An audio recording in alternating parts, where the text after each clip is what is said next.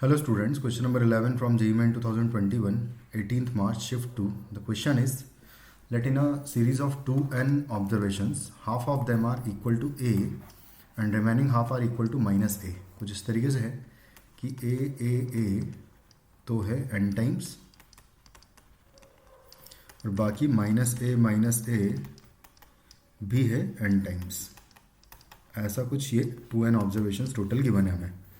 Also, by adding a constant b in each of these observations, the mean and standard deviation of new set becomes 5 and 20.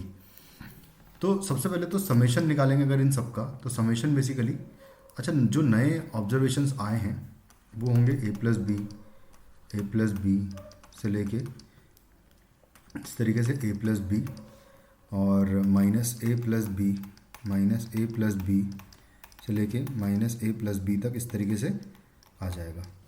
अब मुझे क्या निकालना है, standard. उसने mean बोला है कि मीन, तो सबसे पहले मीन की अगर बात करें तो mean is equal to summation. Actually ये n टाइम्स तो ये आ रहा है n times a plus b and minus n plus n times minus a plus b आएगा और डिवाइडेड बाय होगा 2n. ये हो जाएगा मीन. तो यहाँ से अगर देखें तो एन ए से एन ए कैंसिल आउट हो जाएगा, तो n b plus n b अगर देखें तो 2nb हो जाएगा और 2nb डिवाइडेड बाय 2n, तो यहाँ से b आ जाएगा जो कि आपको इक्वल टू 5 गिवन है.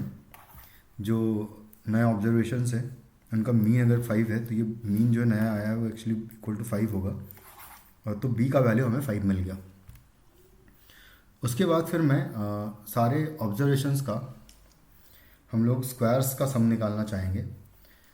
तो स्क्वायर्स का सम निकालूंगा तो समेशन a प्लस बी का स्क्वायर आएगा, ये n टाइम्स आएगा, n प्लस n टाइम्स आएगा माइनस a प्लस बी का होल स्क्वायर.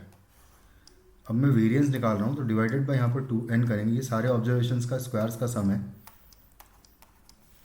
माइनस इन सब का मीन का स्क्वायर जो कि मीन आपको गिवन है 5 और ये इक्वल टू है 20. सॉरी, ये स्टैंडर्ड डेविएशन है तो इसका मतलब ये हो जाएगा इक्वल टू 400. डबल हो जाएगा, स्क्वायर हो जाएगा क्योंकि ये वेरिएंस का फॉर्मूला लिखा है हमने. अब b हम निकाल चुके हैं 5, तो चलो ठीक है, लेकिन अभी हम b पुट कर देंगे डायरेक्टली ऐसे ही. तो यहाँ पर देखो क्या हो जाएगा कि ये n तो कॉमन लेके हटा देंगे. a प्लस बी का whole square and minus b का होल स्क्वायर है बेसिकली है. तो यहाँ से आएगा 2 times a square plus 2 times b square and divided by 2 आएगा. बाकी जो 2ab वाली टर्म होगी वो कैंसिल आउट हो जाएगी, तो ये इक्वल टू हो जाएगा 425. यहाँ से कैंसिल आउट हो जाएगा तो हमें सिर्फ वैल्यू इसी की निकालनी भी थी कि a square plus b square क्या होगा, तो उसका वैल्यू हो जाएगा 425 जो कि ऑप्शन 1 में हमें नज़र आ रहा है. Thank you.